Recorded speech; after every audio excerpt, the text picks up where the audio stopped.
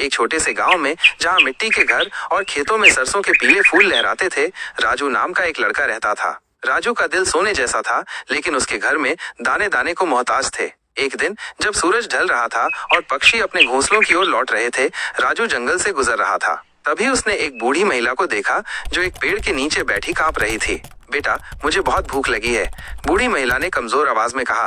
राजू के पास केवल एक रोटी थी जो उसकी माँ ने उसे दी थी। उसने बिना कुछ सोचे अपनी रोटी बूढ़ी महिला को दे दी। बूढ़ी महिला ने कृतज्ञता से मुस्कुराते हुए कहा, बेटा, तुम्हारी दयालुता ने मेरा दिल छू लिया। मैं तुम्हें एक जादुई उपहार देती हूँ। उसने राजू को एक छोटा सा बीज दिया जो इंद्रधनुष के रंगों से चमक रहा था। इसे अपने आंगन में बो दो और देखना क्या होता है, उसने कहा, और फिर हवा में गायब हो गई। राजू ने बीज को अपने घर के पीछे की छोटी सी जमीन में बो दिया। अगली सुबह जब वो उठा तो उसने एक अद्भुत दृश्य देखा। जहाँ बीज बोया गया था वहाँ एक विशाल आम का पेड़ उग आया था, जिसके पत्ते सोने की तरह चमक रहे थे। और सबसे आश्चर्यजनक बात, पेड़ से असली सोने के आम लटक रहे थे।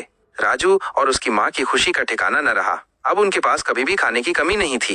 लेकिन गांव के एक लालची पड़ोसी ने ये सब देख लिया। उसकी आंखें सोने के आमों को देखकर चमक उठी। एक रात जब सब सो रहे थे, वो चुपके से राजू के आंगन में घुसा और आम के पेड़ को काटने लगा।